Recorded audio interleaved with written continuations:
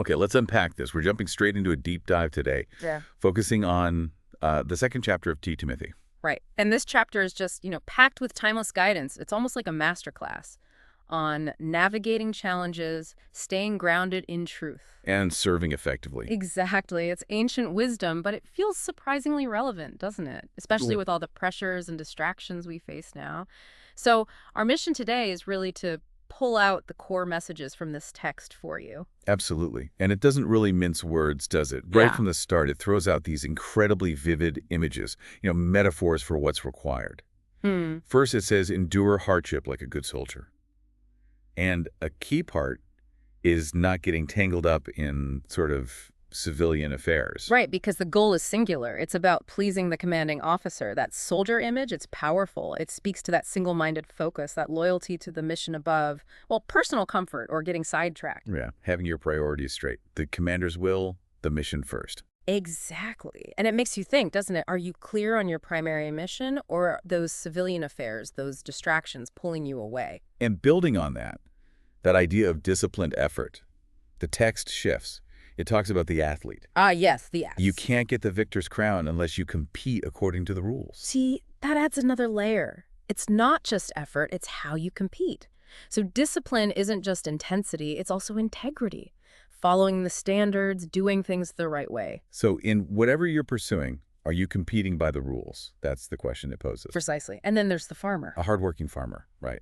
Who should be the first to receive a share of the crops? The farmer brings in that element of, well, patient perseverance, diligence over the long haul. It's about delayed gratification, isn't it? Mm-hmm. You work the ground, endure the seasons. And the reward is tied directly to that sustained labor. It really encourages you to think about the link between your effort and the eventual harvest. Then there's a really crucial pivot here. A strong call to remember Jesus Christ himself raised from the dead. That's the core message, the gospel. And that incredible statement follows, even if the messenger, like Paul writing from prison, is chained up. The word of God itself is not bound. It can't be chained. Which is just fascinating how the text grounds everything. The soldier's hardship, the athlete's discipline, the farmer's patience. It's all possible because of this ultimate reality. Christ's resurrection and the uncontainable power of the truth itself. Regardless of circumstance. Exactly. Independent of what's happening externally or the limits placed on the people carrying the message, that truth is the unshakable foundation. And that foundation is essential because it leads right into a critical warning.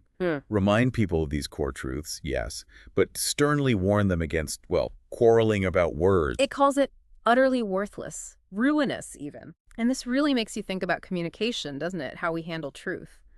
The text draws such a sharp contrast. On one side, present yourself approved by God, a worker unashamed, correctly handling the word of truth. Okay. But on the other side, avoid godless chatter, foolish arguments. Why?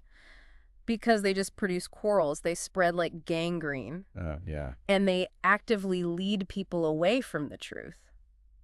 It even gives examples, right? Hymenaeus and Philetus. Who denied the resurrection, undermining the whole thing. Exactly. So it's not just having truth. It's profoundly important how you handle it and the kind of conversations you get drawn into. Okay, that's a key distinction. It really is. But even with these dangers, there's reassurance. God's solid foundation stands firm. He knows his own, and everyone who claims his name must turn from wickedness.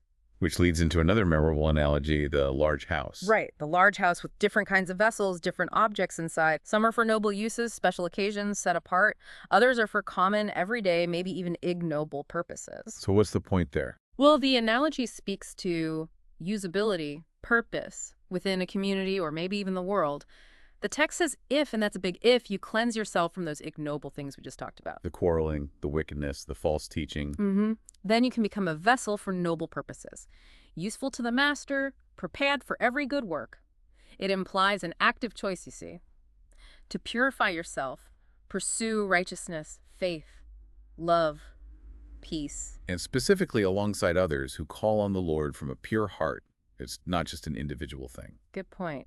And this dedication, this cleansing, it translates into practical behavior for the Lord's servant. How so? They shouldn't quarrel.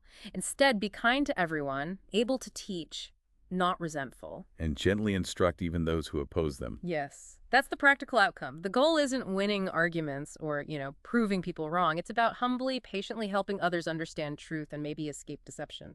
So wrapping this up, what does this all mean for you, the listener, navigating your own challenges, trying to live with purpose?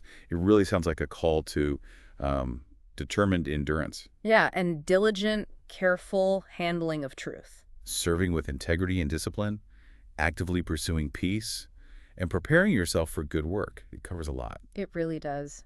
Maybe reflect on how those different images, the soldier, the athlete, the farmer, that noble vessel, how each gives a unique perspective on the focus and perseverance needed in any challenge you're facing today. And how those warnings about quarreling and false teaching, they certainly hit home in our information-saturated world. Absolutely. So the question to leave you with is, what does it look like for you to correctly handle the word of truth this week, in your conversations, online, wherever? Or maybe how can you pursue peace while still standing firm on what matters?